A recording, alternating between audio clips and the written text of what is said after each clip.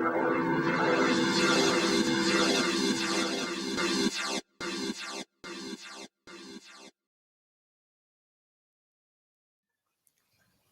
warm welcome.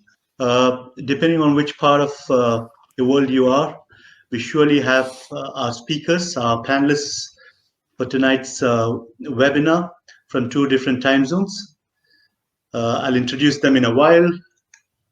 And welcome again to the Westford webinar series. And the topic for tonight is it's a masterclass on supply chain interventions to tackle the very relevant COVID-19 predicament that we are all going through. So we are looking forward to have a very good session with very distinguished speakers. Let me introduce them one after the other. We have Dr. William Painter, who is also the Dean of Westford Education Group. He's based in the US currently. He's got a PhD with University of Missouri, Columbia. He's a member of various advisory academic advisory board. He's traveled widely. He's a practitioner engaged in various international negotiations and forums, both in the academic and corporate world.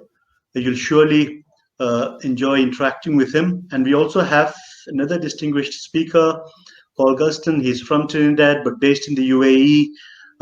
He would also speak on the topic, and he's got a master's in procurement.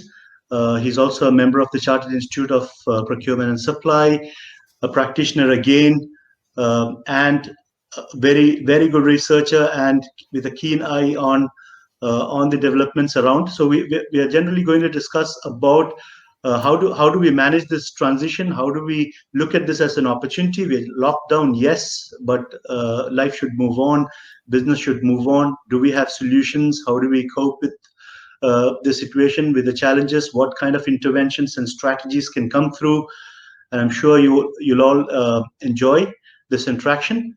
So we'll take your questions towards the end of the masterclass. We will have the speakers taking their turns to speak to you.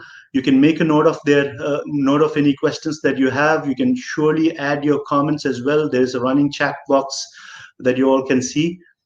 Keep commenting, keep making observations, note down a few questions that you would want to ask to either of the panelists towards the end or specifically to each one of them, and we'll be more than glad to answer your queries and listen to your suggestions, listen to your views and perspectives. So good evening, good morning, good afternoon, wherever you are, whichever part of the world you are. Welcome to all of you for the Westford webinar series. And let me cordially invite our first speaker, Dr. William Painter, who is the Dean of the Westford Education Group. And over to you, William. Good morning and good evening, everybody, and hello, Marjorie. My name is Dr. William Painter, and I probably only did half the things that Zawa here mentioned. He makes things up because he's a nice guy.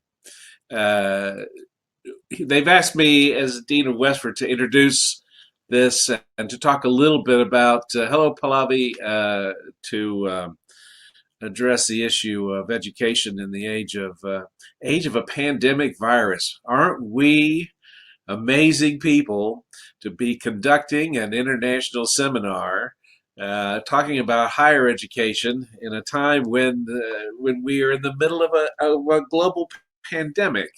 I mean, that is a real testament to our determination and our dedication. And that's one of the things I want to point out here about Westford is that we have always reached out to students where they are and not required them to come to us. Most universities in the world, they say, well, you have to come and you have to sit in our class, you have to come to our campus, and so on. But Westford has always been available for students to be where they are. And in this difficult period, many universities are scrambling around and running around and trying to figure out how can we reach our students, how can we teach our classes, And the folks at Westford are going, yeah, we got this. Okay, yeah, hold my camera and watch this. We've been doing this a long time. We are very good at it. We made mistakes and learned from them, and we have a very dedicated staff of student support personnel and teaching staff who have figured this out, who have figured out how to engage students across geographical boundaries and time zones. I've taught classes at the MBA level, and I've had students attend class while they were in a car. I've had students attend class where they were on a train. Some students said, hold on, I'm going to go through a tunnel. I'm going to lose my connection. I mean, that's extraordinary to be able to do that. And so in times like this, when we all have to shelter inside in order to be safe, uh, Westford is there in your living room or in your bedroom or in your apartment or in your garden, making possible advancement in your career through higher education. It is an extraordinary accomplishment for an institution like this to just be ready to go. We are essentially unfazed by the virus. Of course, we worry about the human cost, and we suffer. We all suffer as a result of this virus. But that doesn't mean that our education has to suffer. It doesn't mean that our progress and our career trajectory has to suffer. And I think this is where Westford really shines, is that I don't know where you all are. I can see by your names that you're from lots of different parts of the world. There's Nigeria, there's Ghana, there's Namibia. Welcome Africa, right? And there's a Dubai, Saudi, right? KSA. Welcome to higher education. Sri Lanka. Ooh, and I've always wanted to go there, but they've come to us. So we don't have to worry about getting on a plane, and we don't have to worry about parking our cars. We don't have to worry about any of this because New York. Hello, Thomas. Well, keep your head down, Thomas. Malawi. Look at this. This is just so amazing and extraordinary. UAE, Oman, India, Sierra Leone. This is a global community. And this is the strength. Toronto, Canada. Okay, hello, my northern neighbor. South Africa, Bangladesh. Detroit. Be careful in Detroit. We have several hot spots here in the United States, as there are in other countries. I'm in Iowa. I'm located, as I like to say, where a place where we have more pigs than people. It's an agrarian, agricultural state, so we don't get near each other anyway here. But in places like New York or Detroit, either people are packed in pretty tight, just like it is in Dubai, just like it is in Sri Lanka, just like it is in India. And it is difficult to be inside. You can't go, and you just have to shelter in place. But you can pursue your career. You can pursue your education. Westford will come to you for that. I am proud to. I'm not going to answer that. This is actually about supply chain. And one of the interesting things about teaching online is that education has its own supply chain, of course. You have to have content, and you have to be able to deliver the content. You have to have people deliver the content. Paul can talk much more intelligently than I can about the education supply chain. And for us at Westford and for probably other online institutions who are ready, who've been doing this a while, our supply chain from content to student, from raw product to ultimate buyer, is uninterrupted by this and by the dedication of our teaching staff. So rather than prattle on, hello from Iowa, and I want to pass the microphone back to our host Zawa here, and let somebody else talk who probably knows a lot more than I do. Cheers, and thank you for coming. By the way, thank you for coming. Thank you, William. So we are moving on to the next speaker. Over to you, Paul, and that's the official start to the masterclass for tonight. Hi, are you hearing me loud and clear? Welcome, thanks for joining us this afternoon or this evening or this morning in your area, your region, your territory. Right. So we're gonna talk a bit about supply chains. I'm hearing you loud and clear from Nigeria. Hello, Nigeria. Where are you in Nigeria? Abuja, Lagos. Right. So let's just kick this thing off. So supply chain intervention to tackle COVID-19. Lagos, tell Lagos I say hello. Supply chain intervention to tackle COVID-19, right? So everyone is asking me, my brother was asking me about COVID-19 and what supply chain will do. I mean, my brother, he's never interested in supply chain. Just imagine that, right? So I was telling him, well, in time I will talk about it. So intervention.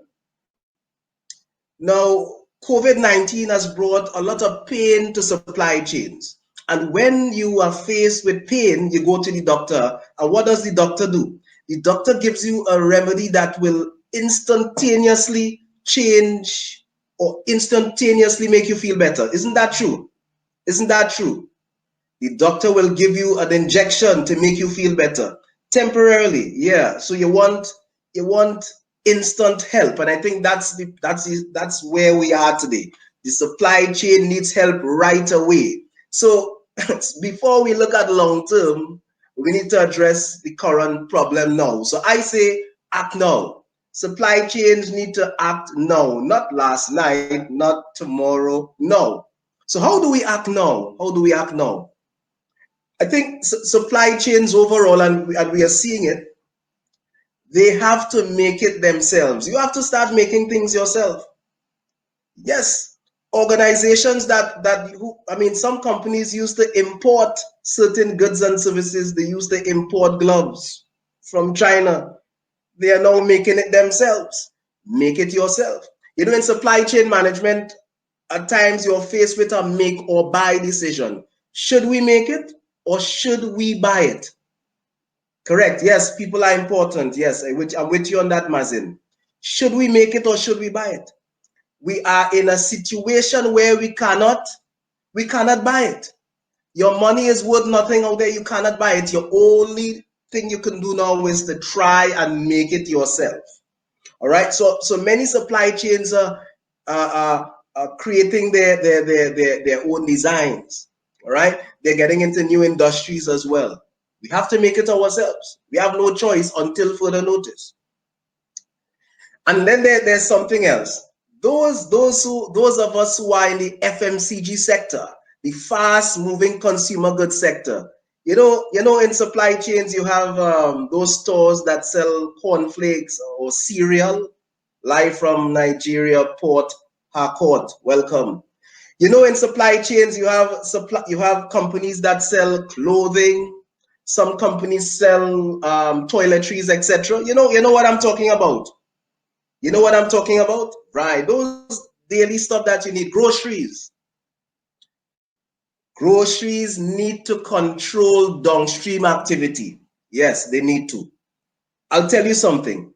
When a consumer goes to the store, if you go to the store, Asan, if you go to a store, you go to your grocery store, and you see 3 tins of peanut butter on the shelf, only 3, and then you saw 2 tins of green peas, what will you do? What will you do, Godwin? What will you do?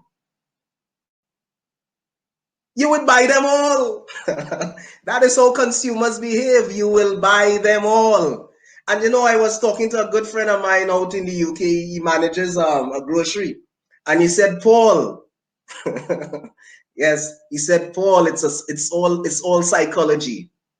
He said, we try at all times to keep our shelves well stocked. So downstream, supply chains also have a responsibility. We cannot create an impression that there's a shortage. Now, how do you treat with that? We need to limit how much. We should have done that before, and some organizations are now doing that. Knowing how consumers will behave, what we should have done, and we could still do it now, is to limit or to control consumer spend. You know, I'll tell you this, Americans bought all the toilet paper to do what with it? I don't know if you could make kite with toilet paper. I'm sure it's not that. But my good friend, I was talking to my good friend and colleague there, Tosif. Tosif, I hope you're listening. Tosif and I, some months ago, we were talking about geofencing and geotargeting. Geofencing and geotargeting is when the supply chain entices people to buy, right? If you can entice people to buy, you could also discourage them from buying too much, because at the end of the day, it will affect your supply chain. You all with me on that? I don't know if you're with me on that. So we're talking, right? I have to remember that I'm not teaching, we're just talking. So downstream supply chains has a responsibility, and we can still do it now. There's a responsibility to control consumer behavior, because it will benefit us in the long term, right? And there's another intervention, right? I don't want to talk all evening. There's something we can do now. It's similar to make it yourself. Shift to local content. Unfortunately, globalization is not looking too good today. You see, I'm not bad mouthing globalization, but globalization stretches your resources far and wide. So now we can only depend on local content. Now you're calling your local supplier. Hello, local supplier, how are you? Can you supply me with milk? Do you have toilet paper? Do you have masks? Everyone is resorting to local content. All right. So it's a good thing. It's a good thing. What's up? What's up, Mukhtar? Right? So local content, right? Very important. So I think these are some, and you all may have some other based on your experiences, you may have some other ideas, but this is from my perspective. Shifting to local content, trying to make it yourself, and controlling consumer spend, consumer behavior. So I move on quickly. I know we don't have all afternoon, right? So this one is interesting. So again, supply chain intervention. Everyone is calling on supply chains. Supply chain managers, what are you all doing? It's the biggest test to local manufacturers. Yes, I got you on that. Unable to post. All right. So we're going to look at something now. We need to repair. We need to look at repairing our network disruptions, right? This is something we need to look at. I think this is part of the intervention. We need to look at our supply chain network, the way it operates, the way it functions. We need to look at it carefully, probably with a magnifying glass. And I'm going to bring this one up. I think I'll go with the one with the peas. So is it time to think over those peas? I am not talking about pumpkin or peanut butter. This is not pumpkin or peanut butter. If you like pumpkin and if you like peanut butter, this is a time for us to look at the peas. And you know what I'm looking at? I am referring to pull versus push systems. In other words, just in time being the pull system we know it to be. Don't know what happened to my camera there. And push-based systems. Raya, can you check that out for me? Nice, thank you. And push-based systems, which relate to anticipatory-based buying. So how do I explain that? I'll tell you this. In some industries, they buy based on demand. All right. How are you? How are you, Mazin? So in some industries, they buy based on demand. right? They well not buy, but they sorry, I lost my train of thought. They supply the market based on demand. So consumers trigger that demand, like Bugatti, Ferrari, right? Toyota, they do it as well. They used to. And in other industries, they work on a push-based system. What is that about? They try to anticipate. They try to anticipate what the market wants, what the market needs, how much the market wants, and so on, right? So that is the type, that those are the strategies we see in our supply chain network. But are they working? Are we using too much of one and not the other? I'll say this. I think we're in a position where we can question just-in-time systems. We can question just-in-time systems, and I think we're in a position where we can, or where we should, question lean management. You see, it is because of lean management strategies why we're in this position as well. Lean is linked to cost reduction. But should we be lean for items or goods and services that can impact negatively our day-to-day lives in the event of something like this? Maybe in the future we may want to legislate lean management for some goods and services. Think about it. All right. So I think, I mean, profitability, yes, but sustainability. Sustainability is important. And when I say sustainability, I'm pointing to, I know my colleague and my colleague Sophia are probably smiling when I say sustainability. I'm really talking about the people side in the main this time around. We need to protect, she's right there. We need to protect the people content, and that is what happened, right? So we need to look at lean management again, right? And really look at it in a rational way, and look at just in time in a rational way. In that some things may not be just in time, may not work for some things. You know, there's a story that I gave with Japan. Yes, some degree. When the tsunami hit Japan, I don't know if you all remember, when the tsunami hit Japan and it destroyed the country significantly. Toyota, at that time, Toyota was using just in time. Since then, they have changed somewhat to anticipatory based models because they recognized that just in time gives you exposure too much. So you cannot use just in time broadly. You have to be very rational about it, right? So that is something you should really, guys, we should think about, right? And I think a lot of CEOs are they're in the wrong table and they're exploring that. So I'm going to move quickly. Continental spread. Continental spread. I'm not talking about butter here. We're not spreading butter. Probably wondering what is continental spread. You see, I may have a supplier out in India, or I may have 5 suppliers in India, and I'm feeling really nice. I'm smiling. I'm saying to myself, COVID would not bother me. But it will. It did. Because you have all your eggs where? My grandmother used to say. I'm sure your grandmother used to tell you. In the Caribbean, we say, don't put all your eggs in one basket. Having all your suppliers in India didn't help you. I mean, a colleague of mine was talking about it some time back. When India had the shutdown, he suffered. What about China? What about setting up a plant in the Caribbean or somewhere? You need, well, could be China too. But if you have 10 plants in China, you're still stuck. You need to spread continentally. You need to look at that because we cannot afford another COVID-19. I cannot afford it. All right, and I don't wish it for the other generations. It's too much stress for us. All right, so that is something we need to do. We cannot do that right now, but in the coming months, organizations will review their supply chains. They will seek to redesign it, right, to make it more flexible, more fluid. All right, we don't want that exposure again. There's something there's something I have in green there, a sticky note. Hi Tosif, how are you? Tosif, thanks for the Jamboard experience. The slides are brought to you courtesy Jamboard, right? That is not, Google didn't sponsor this, by the way. Now, offshoring.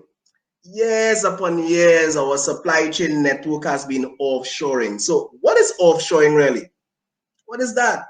You know, it's very popular in the West. So offshoring is when an organization takes an activity.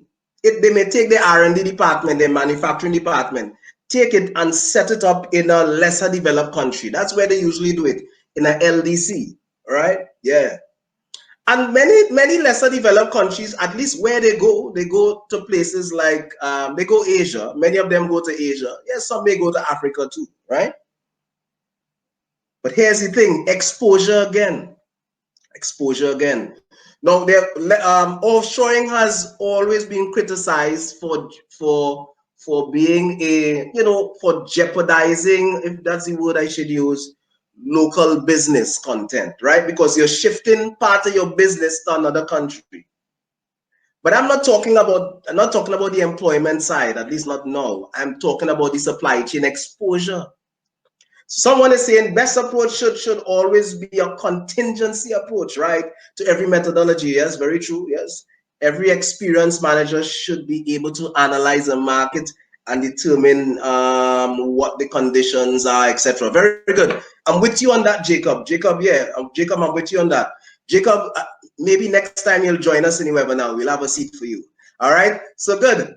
So I think so offshoring has created exposure because we don't have control over those businesses that are in those countries, right? So that's a fact. Now, single sourcing, dual sourcing, there's a saying, many companies believe that many suppliers are better.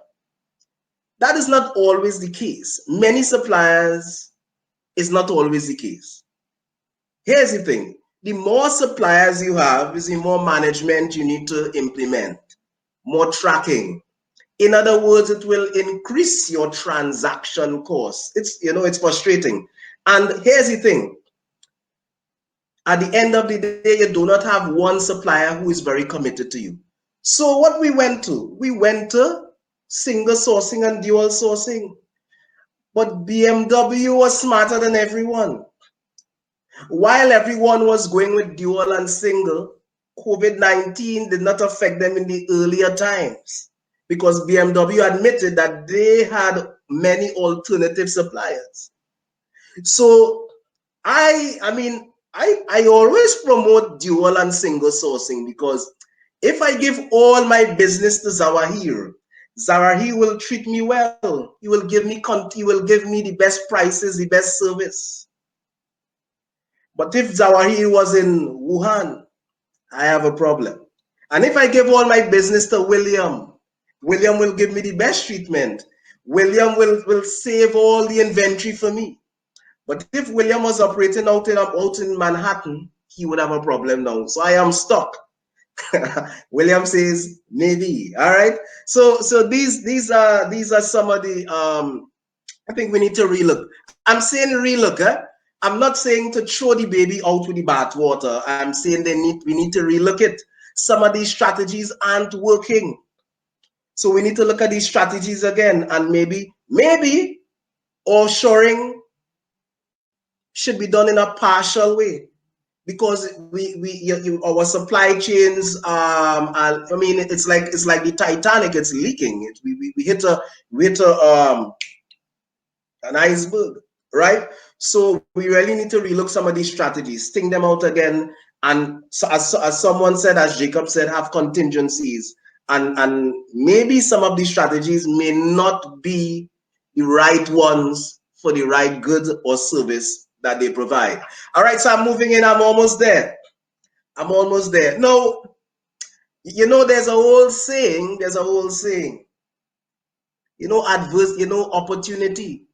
Opportunity always comes with adversity. Always.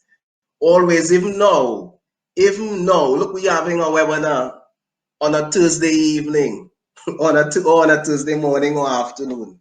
Who would have thought, right? A webinar will be gone international. So that's opportunity. And we've seen supply chains benefiting from that. Now let's look at something. Switching for humanity and the business cycle. That is the first opportunity. Now, what drives the business cycle? Praveen, what drives the business cycle? What drives the business cycle? It starts with a C, not cornflakes. What drives the business cycle? Don't put all eggs in one basket.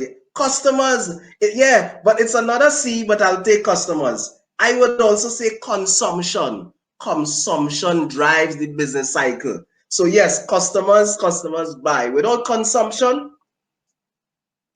the business cycle will be flat. So you see, supply chains employ people as well. Not so, Karen? Supply chains employ people. So here's what happens. So to ensure that people are employed, to keep the business cycle operating, right, to create some kind of demand, you see companies switch. From their usual run-of-the-mill production to face masks and so on. Now, lo and behold, they're doing it for humanitarian reasons. It is also boosting their image, but it is stimulating the business cycle. Listen, it is better we have a business cycle with something than nothing. That is what I'm getting at. So there's an opportunity there. And let me drive opportunity a bit more on that. I could tell you this, some of those companies will stick to what they're doing. Apple may continue to make face masks. You never know. Gucci may continue to make face masks as well and face shields. It might become a fashion statement. That's Sophia thing there again. Sophia probably smiling yet again, right? So opportunity. Hey, look, she goes there. Yeah, Mercedes-Benz and ventilators. So you may, I don't want to say that you may have a ventilator in the future with a Mercedes-Benz sign on it, right? I wish not. All right, but I'm just saying.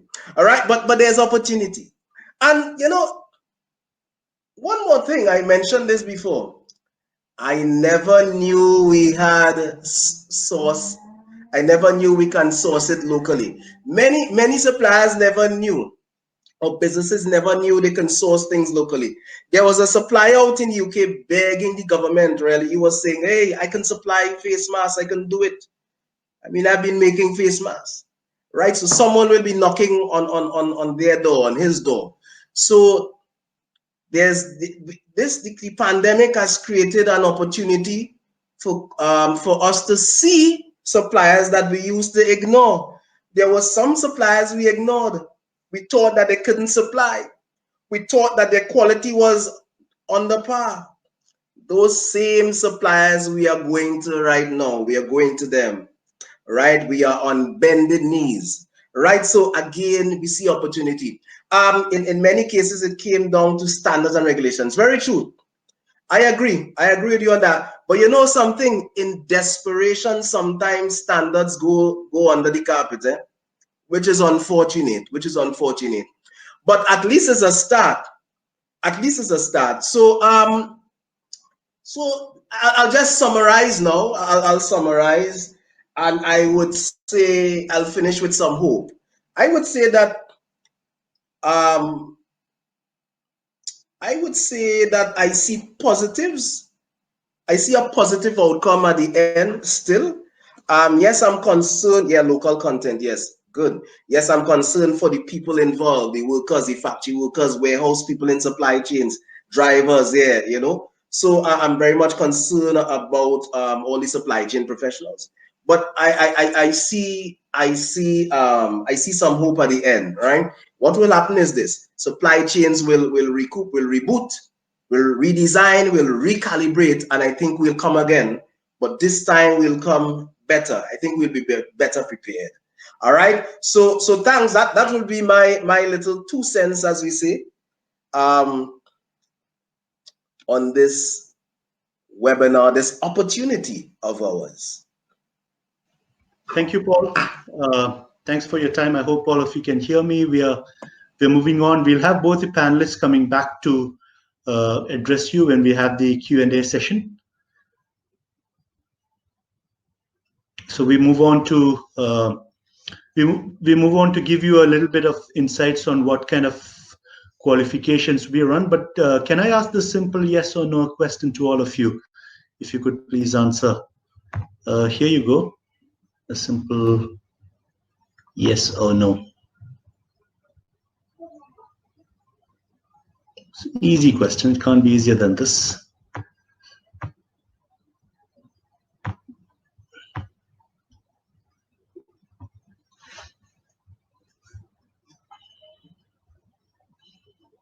All right, good to see 26% of those who voted do not have a qualification in supply chain. It could be a certificate course, it could be a diploma, it could be a master's course, it could be whatever. 73 no, and not that it matters. It's just to have a glimpse of what kind of background or what kind of academic background you come from. Is it supply chain specific? I'm sure all of you are qualified in various other domains. I'm going to take you through. So thank you, Paul and William, and both the speakers will come back a little later. We're going to have a brief review on what courses we have on supply chain, and then we'll come back for the question and answer session where all the panelists will be available. So the course that we have and that we want to introduce is what Westford offers in collaboration with awarding bodies and universities around the globe. But this is where our focus lies. We focus on entrepreneurship, building cultural competence. That is relatively easy for us because we have students and faculties who are spread across the globe, which William did mention as well in the beginning. And as you see here, that's the spread of students that we have across the globe. So people coming from 103 different nationalities, with the faculties also highly culturally diverse. That adds value to our learning. It's not just a instructor, faculty, student, or learner interaction. And most of our students of master's program, irrespective of whether it is supply chain or any other domain, they all come from rich industry experience, and that interaction helps in the learning as well. So there are very active live discussions and exchange of thoughts and ideas because they all come from different levels of expertise. As you see here, we call it the dual specialization. I'll come back to the Triple Crown program that we have a little later. We call it the dual qualification because you get all our students get a postgraduate advanced diploma awarded by Cambridge International Qualifications, which is an awarding body based in the UK, on the specialization that offer. But tonight we are just talking about supply chain, and then they progress to do an MBA, Master of Business Administration, which is awarded by UCAM, which is a university based in Spain. So that's about Cambridge International Qualifications. Unlike, it's not a purely academic course. Our course is designed in a way to develop practitioners, bring in a practitioner perspective, application of real life business scenario.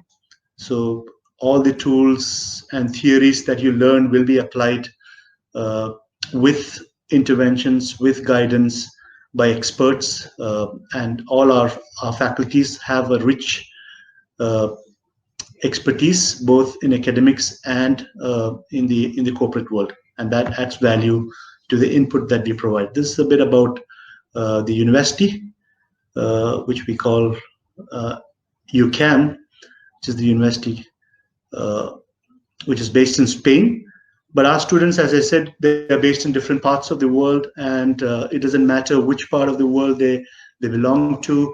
We generally operate in the UAE time zone because that suits people from different parts of the world.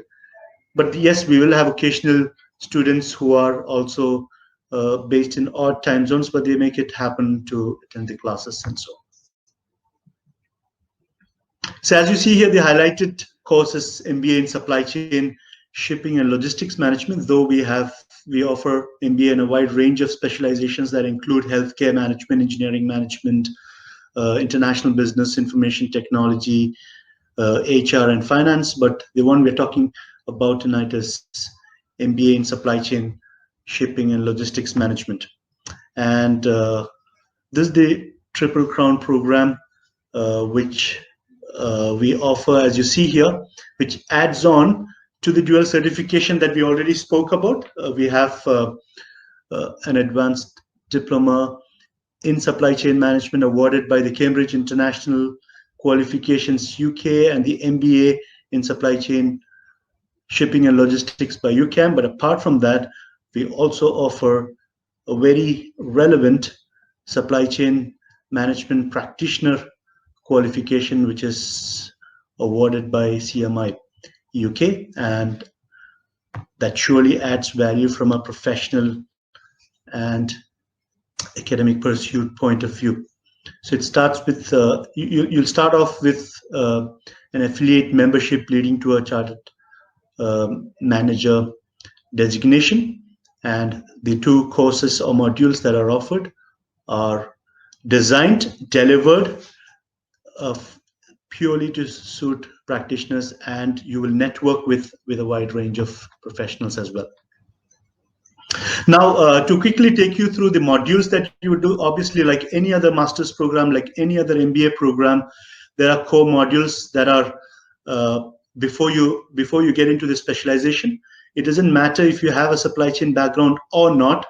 You can still do this MBA, and we build up the course with the core modules as offered by mapped with the university. So international human resource management, operations management, strategic change management, and strategic management and leadership are the four core modules before you move on to the specialization. These are the two specialization modules. One is strategic supply chain shipping and logistics management, and the other is international supply chain planning, design, and implementation. And all the courses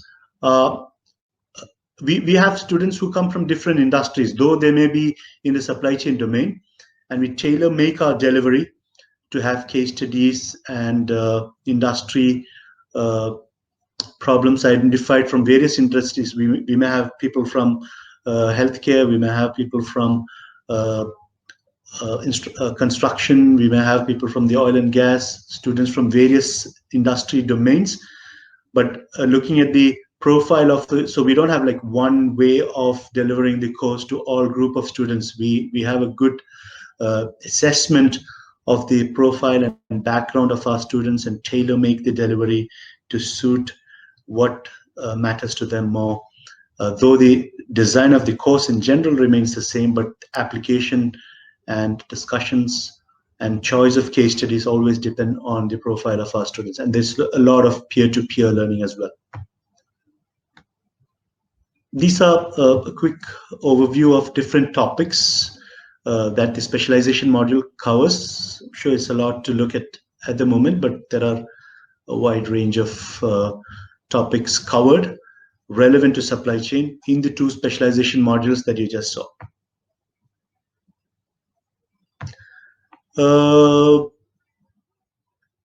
And after you do the four core modules and the two specialization modules, you progress to the second part of the course, which is to do your thesis, which is dissertation, and that comes along with another core specialization module, which is core module, which is socioeconomic legal environment.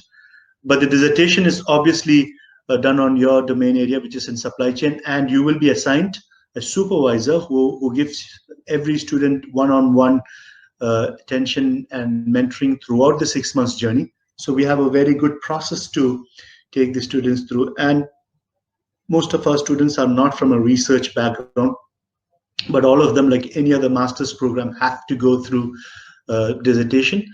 So experts from their domain specific area is assigned as a supervisor, and they take through right from the topic identification to the scope of the research to having virtual meetings and one-on-one meetings throughout the journey, throughout the six months, to come up with successfully with their dissertation. So that's pretty much about the modules that we have, and the deliveries, obviously, as I said earlier, we follow the UAE time zone, which is we are 12 minutes to 7 at the moment for those who are not based in UAE who are attending this program, this webinar tonight. So 7:30 to 10 UAE time is the time we follow, and you have classes 2 days a week and about 8 sessions of 4 weeks for every module. And then there is no examination. You have to submit a project, an assignment, which will be which, as I discussed earlier, will be based on, from a practitioner's point of view, applying your learning to a context, to a scenario, to your organization, etc. And in the phase 2, where you do the dissertation, as we discussed already, you'll be assigned a supervisor.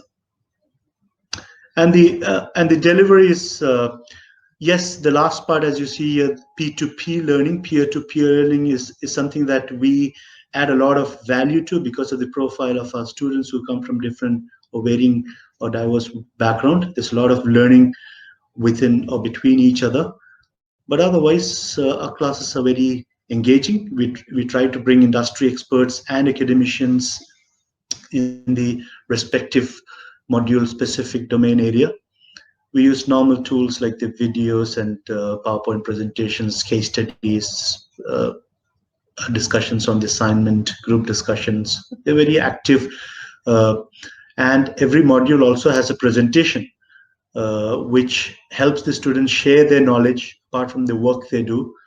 There's a lot of very active discussions, and every student comes through presenting their part of the study in every module, and that helps obviously in the learning process.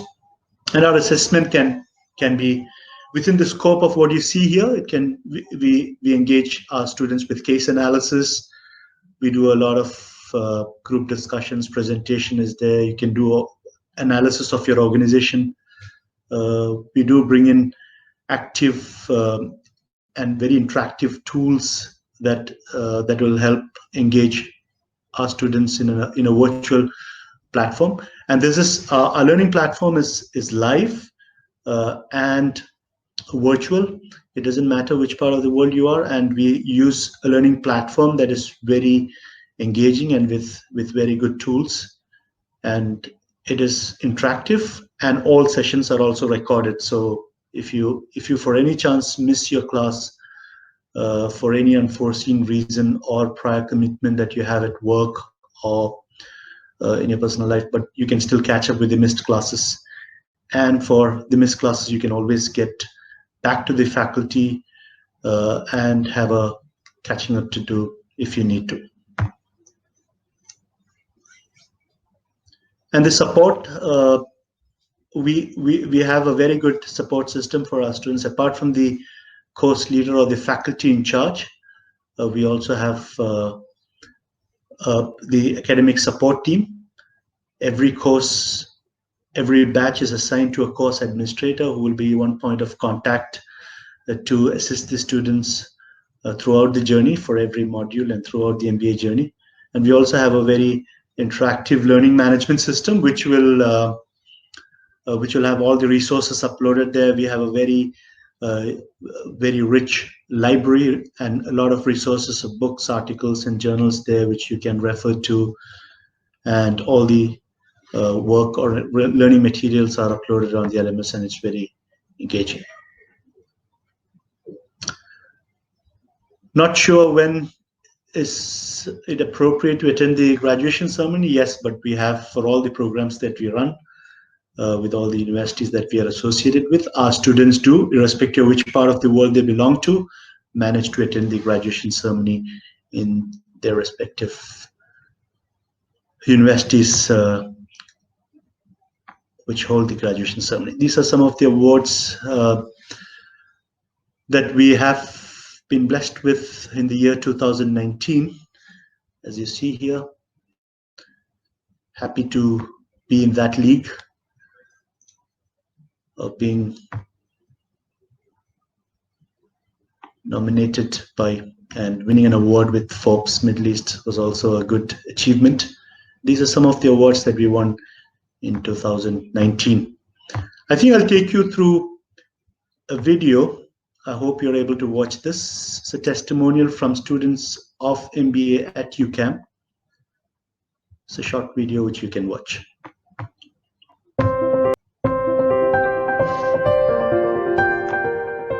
If you start studying an MBA, you have certain expectations which are very high because an MBA has a certain reputation. In that order, you expect excellent professors, excellent education, and of course also an excellent environment. The first thing that was in my mind when I took the Master's in Business Administration is, one, it will provide me the appropriate theoretical framework in business administration. The classroom profile from many corners of the world, Vietnam, England, Ireland, the US, also we have some students from India. It's helpful, it's interesting. It can be difficult at first because people have different cultures, but once you get inside other people's head and you start working, it's very effective. In an MBA, the practical experience is one of the most important things that gives you more than just another degree. It gives you experience and it gives you the ability to create your own tools. I'd say come here because it's a one-in-a-lifetime experience. You've got a chance to study in Spain for a year, get away, travel, experience another culture, study abroad, which is what a lot of people value for their own personal growth, but also a lot of employers value nowadays. The fact that you have an international experience and you're able to get used to and work and study in a different environment. In that perspective, we had a lot of high qualified professionals, professors from UCAM, from all different directions. And on the other hand, we had external professionals. I'm really enjoying being part of UCAM because, as opposed to my last university where it was a very big university in a big city, this university is more small, more familiar. You feel more as part of a family rather than just a number. Strong points would be the proximity we have to the teachers. Like, I'm always emailing the head of the program. The teachers are always telling us to come in and discuss any subjects they have. It's really an open door policy. Everything's a lot more accessible, as well as I feel that the quality of life here is quite a bit better as well, not only because of the warm weather and the heat, but also because things are just less hassle and a lot easier, and it's a really charming city. It truly is a campus, and that was one of the reasons that I chose UCAM over other MBA programs. Was it has a traditional college setting. The architecture, the Murcian sunlight, it has it all. If you are contemplating on investing for an MBA, you might want to consider studying here in UCAM MBA.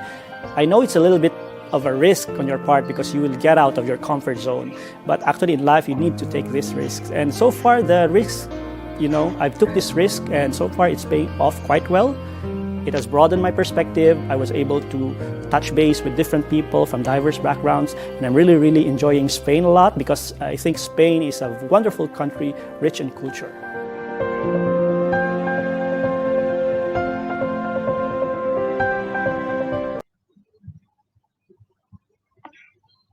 Thank you for watching. So that's about it. We have a lot of, obviously this is what the video that you watched is about the campus in Spain, and not all our students are on campus. Most of them, or majority of them, or all of them are in different parts of the world attending the virtual classes. But just to give you an overview of what the university is about, and if you have any queries, we do have, you can log on to our website, which is www.mywestford.com. These are the inquiry numbers. We have a 24 hours hotline where you can get in touch with, or you can just drop in an email at info@westford.org.uk. And as we spoke about before, we have a Triple Crown MBA which comes with the MBA from UCAM. We have the qualification, the other certification coming from Cambridge International Qualifications UK, which is the postgraduate advanced diploma. And add on to that, we have the supply chain management practitioner qualification as well. I think that's about it, but we'll have our panelists. They're still around. They'll be joining soon for taking your questions. So Paul and William, if you're around, yes, you can join, and we'll take questions for the next 15 to 20 minutes on the theme that we had for the masterclass, which is supply chain intervention in the post-COVID predicament. So you can either ask specific questions to each of the panelists, or we can ask questions and they can take turns to answer your questions. Okay, ladies and gentlemen, thank you for your time, but we are on for questions. It need not be necessarily questions. If you have your own observations, your own perspectives, your own solutions to offer, yeah, I mean, it's learning from each other. We are all here to take your views and, if possible, answer some of your questions as well.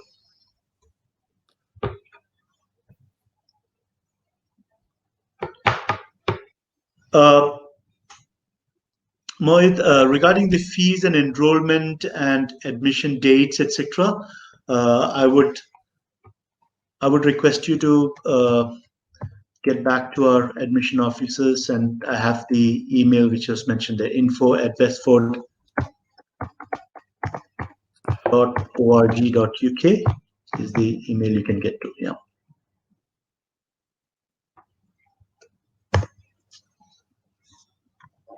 Thank you. I think Okay, Paul's that's a gonna have to question from answer Hamad. Hamad's, Yes. yeah. Thank you, Hamad. Yeah.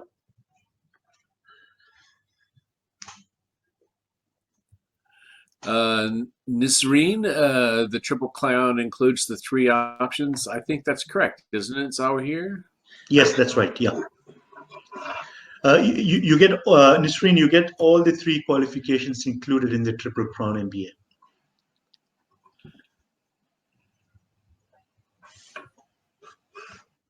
There's Paul. Okay, I think, Paul, you have a question there. There he is. From Hanif, yes. From Hamad Hanif, yeah. Okay, I'm also seeing some questions in the published area. Do I need to answer those as well? Oh, yeah. There's a question from Hamad Hanif. How do you see supply chain and digital future in coming years and impact on job roles? Yeah. Right. I like that question. Well, after seeing what COVID-19 did to our supply chains, I have some questions for AI and digitization. So you know, in the past, I used to, you know, I was a big advocate, or should I say, I had a lot of hope for AI, and I still do, right? You know, we saw, I'm answering your question, just give me a sec. We saw Amazon arguing that AI is going to take over, not necessarily the blue collar jobs, because when we look at AI and digitization, we look at those low level jobs. But Amazon had plans of replacing their managers with AI. And as you mentioned, digitization, I'm thinking AI as well. But I think I have a change of thought, and I'm still seeing room for supply chain professionals. I don't think digitization and AI can, what should I say? I don't think it will help us in an unforeseen situation such as this. So we need professionals with experience who could plan ahead, who are planning, so they are planning based on their experience in the industry. So I still see a role for supply chain professionals. We can use digitization as a tool as well as AI to make our job easier, to help us predict and to help us manage documentation better. But I'm saying that there's still room for professionals. I don't know if I'm answering your question.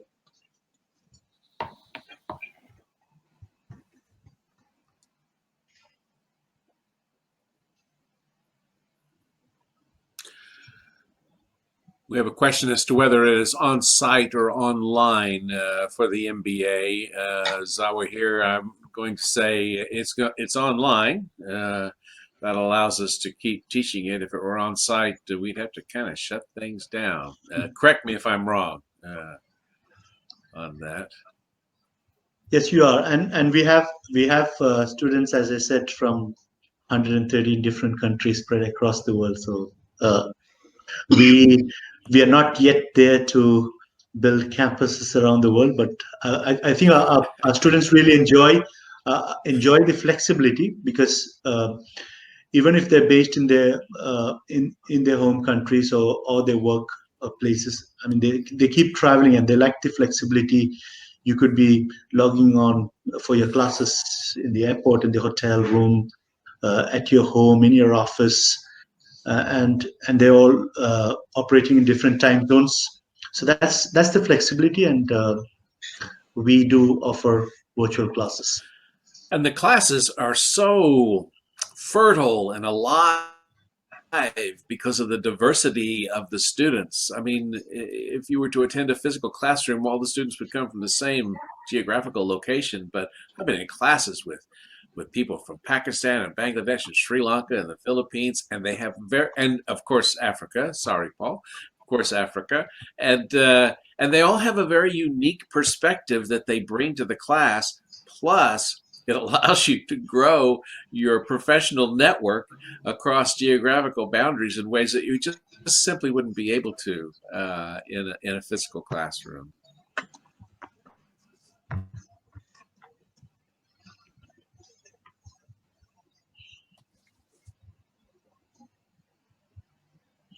No, there's only one university here, and that's Westford is not the certificate awarding body. If I can answer that question, yeah, we are a collaborative partner of these awarding bodies and the universities.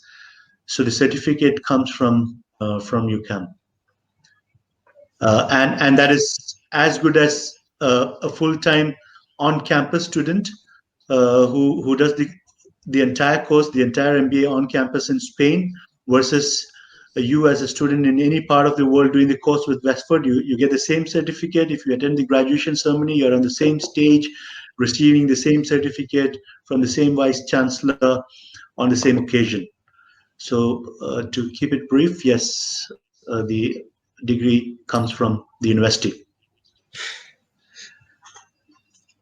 How do we convert the existing diploma, executive diploma, MBA into specialization supply chain? When you say Hamad, Hanif, when you say the existing executive diploma, from which university or from which awarding body do you have it?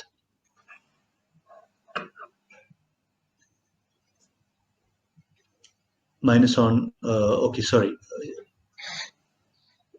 No, see, if you have an executive diploma in one of the core modules they have, and if it can be mapped with our awarding body, you can get an exemption for that module. If it's level 7 and equivalent to the credits that is offered, we can map that and give you an exemption for that particular module. Okay, so it can be mapped, and you can get exemption for the equivalent credits if you're done with Westford.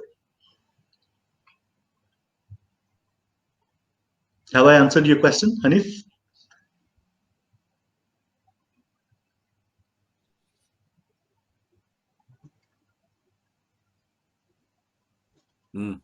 That's a good question. Okay. That's a Paul question.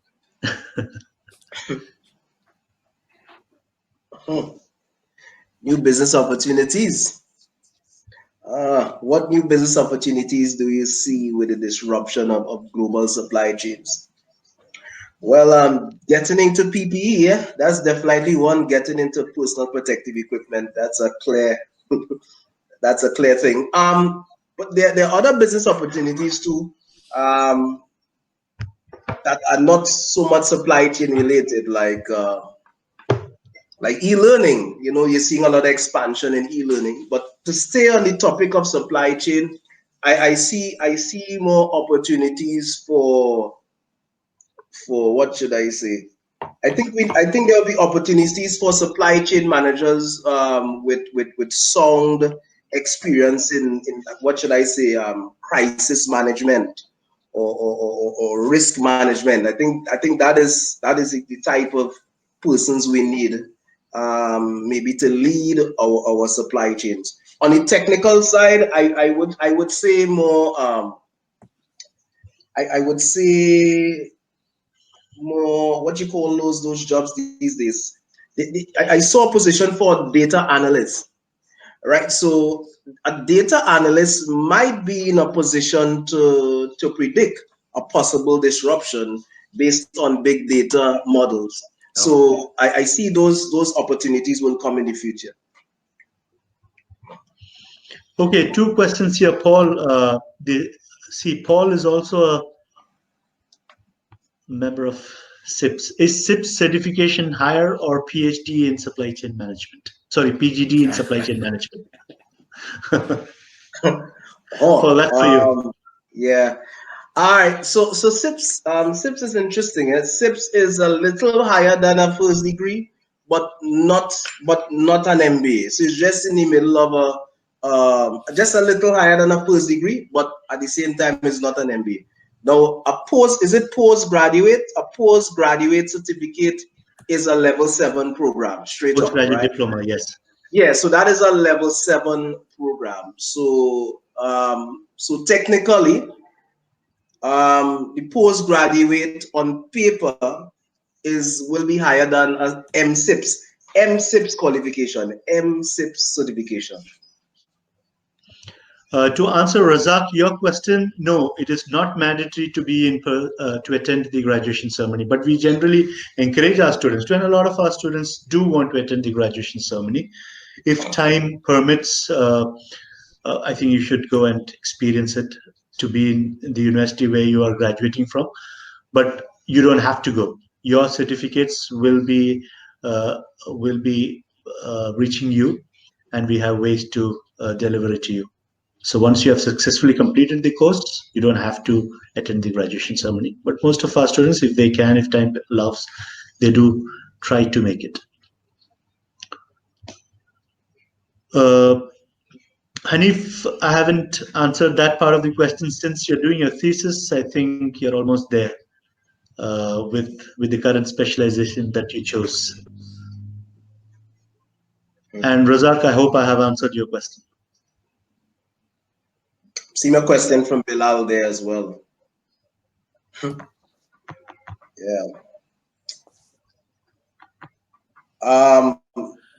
Can I answer Bilal's question? I think. Yeah, sure, please. Sure, right. So Bilal, I watch. I've been watching CNN for the past couple of days, really, for the past month or 2 months, and I'm looking at the bailout packages and so on. And the SMEs are complaining that they're getting a smaller. William, you can talk about that too. The smaller companies are saying they're getting a small piece of the pie, while the bigger companies are getting a larger piece. So I think when you really look at things, it has to do with who will have more risk exposure, and I think that smaller companies might be more exposed to risk, right? Because usually when an SME is faced with a crisis such as this, it will take a long time to recover. But large companies do bounce back, right? So sometimes it may work the other way around, but I think smaller organizations will feel the brunt of it. William, I don't know if you want to say that you would. Well, yeah, no, I'm not going to disagree with you, Paul. I would say that the distinction between large and small is not as important as the distinction between nimble and not nimble. That is, if you are a small company and you can move fast and you're willing to jump into opportunities and find, you're that fox, True. right, looking for opportunities, then this catastrophe may indeed be a huge opportunity for you. But if you're very rigid in your thinking, and I'm seeing this in universities, we're looking here in the States at universities closing their doors because they are simply not nimble enough to be able to respond quickly and effectively to the education supply chain.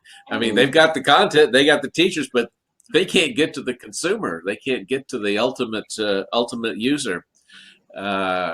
as far as the government supporting large companies, all I can say is welcome to government supporting large companies. I mean, I don't know what to say about that, except that maybe we need to vote different people into politics. But I think if you're nimble, if you look let me use a really quick example here. Our grocery stores are having a very difficult time with their supply chain, right? I mean, sometimes there's eggs, sometimes there's no eggs, sometimes there's milk, sometimes there's no milk, and I'm living in a state that is full of food. Okay, so I can look out there and I can see beef, I can see pork, I can see sheep, I can see crops, I can see these things, but when I go to the grocery store, they're not there. So clearly, so what's happening is that these little companies are coming together and sort of doing a direct farm to market enterprises. And so you just order online, you say what you want, and then you go by and you pick it up, and it's fresh produce, fresh meat products, without the grocery stores at all. Now that's a wonderful opportunity for enterprises to sort of fill in the gaps that are being created by the failure of traditional supply chains. I'm not the expert, Paul. No, but I agree with you. It's easier, like Westport, for example, it's easier for the smaller companies to adapt and to switch easily. Yeah, they have less liabilities. I'm with you on that, for true. Yeah, and some markets like e-grocery, for example, William, in this part of the world, it's not as dynamic as it is in US, for example. Not a lot of people prefer to buy their grocery online. Of course, the option is available, but now you can see everybody's buying online, and that's a new consumer behavior. We have a grocery store, a grocery chain called Hy-Vee, which is an Iowa-based employee-owned grocery chain. And so I can get online, I can make my order, and today I'm just going to go buy it, and they're going to load it up in my car. I don't even have to enter the grocery store. And so I feel safe and secure. I don't have to worry about, I have a mother that lives here who is immune challenged. I have a child. I don't want to bring virus into the house just because we need a gallon of milk.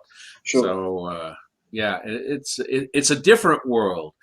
And how you adapt to that different world quickly and intelligently is going to make the difference between those companies that we will see on the other side of this and those companies we won't.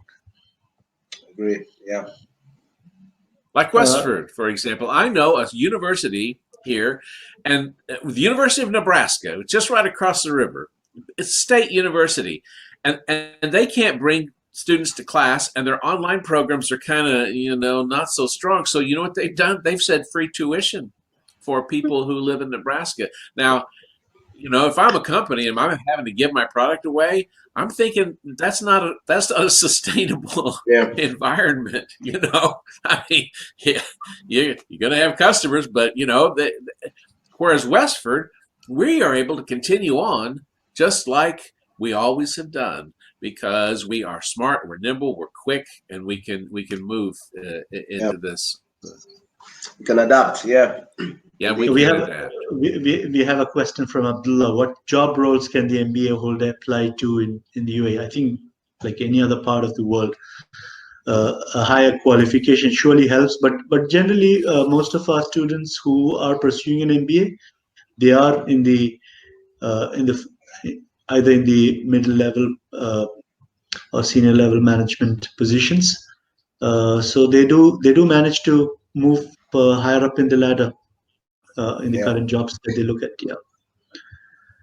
But then I can probably add to that as well. Yeah, sure, Paul. Yeah. I think at least a trained supply chain professional, I think they can fit themselves in a broad spectrum of functions. So I have colleagues who are in contract management, some into freight logistics, some into marine logistics, some into strategic procurement. There are those who fall into inventory management. So there's a wide range of fields, and you may find your calling or your passion or your liking. So because what we offer at Westford, or at least when you are trained professional, you get like a 365-degree learning of what supply chains are about. So you'll get some inventory management content, some contracts management content, some strategic sourcing content, etc. So a wide range of opportunities, right, are out there. Emerson asked a question about 3D printing. Once again, I'm not a supply chain expert, but that really suggests that the idea of changing that supply chain is where you're actually manufacturing on site, right, where the consumer is. But okay, so I'm going to go back to the toilet paper business in the States, right? So the coronavirus comes, and for some reason, and this is a real head scratcher, Americans run to the grocery stores and they buy toilet paper. I don't understand human beings very well, but there's a shortage, right, of this, and it's because many of the materials used in the production of toilet paper comes from China, and people don't understand that. So if you're going to, I don't know if you can 3D print toilet paper, but if you could, you still have to have the raw materials available. You would still have, right? I mean, you can't just make it out of thin air. This isn't Star Trek. We can't just say, give me a cup of Earl Grey hot, please. You still have to have the raw materials there in order to be able to produce them, right? Am I right, Paul? I mean, correct. You're the specialist.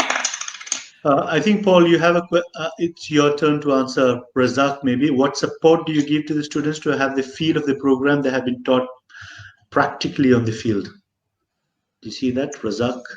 No. What support do you? I can read it for you, Razak, if you're there. What support do you give to the students to have the feel of the program they have been taught practically on the field? All right. Which known as unit supply chain. Yeah, so they want to know what support can we give, or do we give for? Do we give? Yes. In terms of the practical content, I think. Okay, well, I think fortunate for Westford,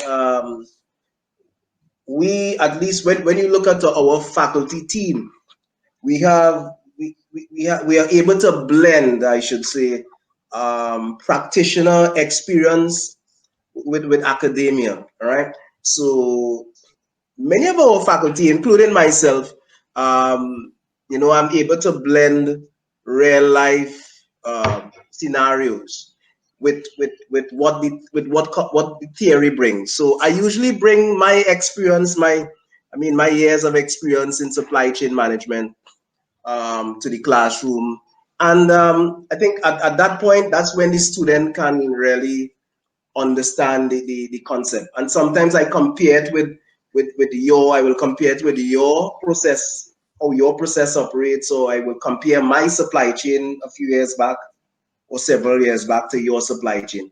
So in terms of support, we do, and I myself, I bring that practical, hands-on, real life experience to the classroom. I've been teaching online for way too long. You can see I lose hair every time I teach a class, so you can count them up. But to that point that students adult learners bring into the class is really, really critical. I mean, the folks who are watching this seminar, you're looking at master learners. Zawa here, myself, Paul, we are master learners as well as teachers. And so we get in there and we teach theory and we teach case studies, but then a student says, hey, but in my experience, blah, blah, blah, it brings a richness to the class. Students help teach each other in these classes as well as the instructors. So, I know in the classes that I taught, I really relied on students to contribute to the class. One of my professors when I was in graduate school said, you're going to always learn more from your fellow students than you will from your professors. And that has held true. Professors can point the way, professors can guide you, but it's when you are talking to your colleagues in that, just like you talk to your colleagues on site, that you really begin to bring your experience and their experience and into a very rich environment. Yeah, and some of the things to add to what you said, William, that we learn from one group of students, which is very relevant, practical, ongoing example from their work experience, and we tend to share them to the other batches as well. So learning is 360 degree. Yeah, Right. That's right. but we do actively encourage this peer-to-peer learning, and in every cohort, in every batch, we have every single student doing a presentation from a practitioner's point of view with their industry experience, for a 10 to 15 minutes presentation that they do, and there is a lot of learning there as well. And every module, every student does that. So it is not just doing the assignment for the sake of the requirement of the degree, it's also sharing across each other. And that you learn learning is better that way. You learn better. The yeah, students you know learn a lot. You learn a how lot. does Yes, that yeah, engage. yeah. It's not, you're not just sitting back watching some talking head, who's supposed to know everything. I mean, I know Paul knows a lot, but Yeah. I'm going to guess he doesn't know everything. No. Yeah. So, and they're all, and the good thing here is they're all from different markets. I think I just said 365 degrees a while ago. And they're all from different markets, and they're very market specific knowledge that they share. Yes, indeed, You know? indeed. yes. Yeah. Yes. Which And you because cannot- our students are so diverse, I mean, diverse, yeah. I have never in my life taught a class where I had students from KSA, Philippines, Pakistan, Bangladesh, Sri Lanka, India, and the UAE, and Switzerland in the same classroom. I mean, what an extraordinary opportunity that is to share ideas, to make connections, to build your professional network, and to learn from, because I'm telling you, they do things different in KSA than they do in Iowa. Right. And that is an important difference. So do you want to see who we can have one last question? So who's going to be that one last person to ask the last question, and can be any one of us? One last question. Can I use the 1-year MBA in engineering management to apply for a PhD? See, this is to answer your question. This is a proper, credible master's program, and yes, you can pursue your higher education. Sure. And we have we have our students from the other universities which we have collaborated with as well. From in the UK, this is the university in Spain, and we have William. We have a student who is currently based in the US, who did an MBA program with Wolverhampton. She's now based in the US. She is from Philippines, lived in UAE, now settled in the US, and is doing PhD there. I can't remember which university. Wonderful. But is doing wonderful. PhD there. Yeah. That's great. Nice. Awesome. Yeah. Yeah. That's wonderful. So from Philippines, worked and lived in UAE, did a master's in a university in the UK, and now doing PhD in the US. So that's like 4 countries, 2 different different qualifications. That is a valuable. That's the possibility. Yeah, that's the possibility. If you're a company, you're looking to hire somebody with some expertise. Amazing stories. Yeah, amazing stories. Those are the people you're looking for. Those are the people you're looking for. Yeah. So, ladies and gentlemen, thank you very much on behalf of Westford University College. I hope you enjoyed. We definitely did enjoy this interaction. Thank you, everyone. Thank you. Thank you, Paul. Thank you, William. Yes, thanks, William. Good luck thanks, to all of you. Stay safe, stay blessed. Yes. Take care. Hope we all come through this well, and wash your hands. Yeah. And order your milk on Amazon. You can do it. Okay. Thank you, Paul. I'll do that. Yeah, I've done it. Yeah. Okay. Thank you. Thank you, everyone. Cheers. Okay. All right. Cheers. Bye-bye.